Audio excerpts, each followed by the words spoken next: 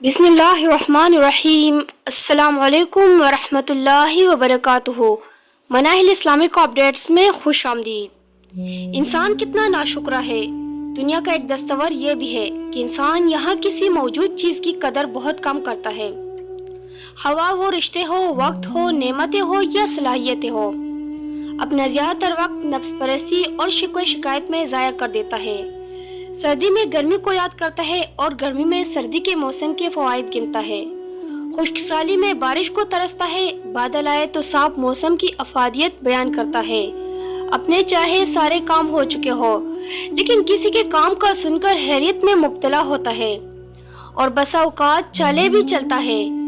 رشتے جب تک زندگی میں آس پاس ہو ناقدری کرتا ہے، اور جب شہر خاموشہ کی مکین بن جائے تو توصیف قصیدے اور تعزیت مرثیے پڑھتا ہے۔